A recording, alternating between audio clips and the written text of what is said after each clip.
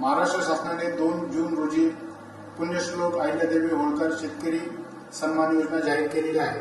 या योजनेमध्ये 3 घटक आहेत: कर्जमाफी, एक वेळ समझोता आणि प्रोत्साहन। ही सर्व योजना महाआयटीने विकसित केलेल्या पोर्टलद्वारे राबवण्यात येत आहे। या योजनेचा लाभ घेण्याकरता सरकार विभागामार्फत सर्व बँकांची माहिती महाआयटीच्या पोर्टलवर भरण्यात आली। त्याचं सर्व व्हेरिफिकेशन पण झाले आणि त्याची लाभार्थ्यांची कर्जमाफीच्या लाभार्थ्यांची पहिली यादी 25 जुलै रोजी प्रसिद्ध झाली। या यादीमध्ये राज्यातील 16,96,000 शेतकऱ्यांचा समावेश आहे आणि यांची कर्जमाफीची रक्कम 13,600 कोटी आहे। तर ह्या सर्व शेतकऱ्यांनी आपलं आधार प्रमाणिकीकरण करायचं आहे। आधार प्रमाणिकीकरण केल्यानंतर त्यांना लाभ त्यांच्या थेट बँकेच्या खात्यामध्ये जमा करण्यात येईल। आधार प्रमाणिकीकरण करण्याकरता त्यांचे आधार कार्ड किंवा जी त्यांची यादी प्रसिद्ध केलेली आहे त्याच्यातला विशिष्ट क्रमांक घेऊन आपल्या सेवा केंद्रावर जायचे आहे।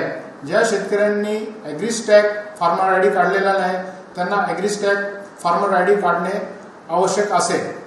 काही ठिकाणी थोड्या अशा तक्रारी आलेल्या आहेत की गाव पातळीवर जी यादी प्रसिद्ध झालेली आहे त्यामध्ये कमर्शियल बँकेचे जे एनपीएचे अकाउंट्स आहेत त्याची रक्कम चुकलेली आहे।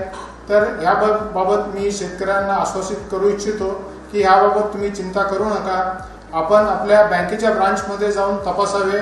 तिथे आपली 31 मार्चची 26ची थकबाकीची रक्कम दिसेल किंवा तुम्ही आपल्या सेवा केंद्रावर गेल्यावर देखील तिथल्या स्क्रीनवर तुमची 31 मार्च 26ची रक्कम दिसेल। ती रक्कम बरोबर असल्यास तुम्ही आधार ऑथेंटिकेशन करावे। 31 मार्च 26 नंतरचं जे व्याजाची रक्कम आहे ह्याची जबाबदारी बँकेने घेतलेली आहे। त्यामुळे तुमचं संपूर्ण कर्ज माफ होणार आहे।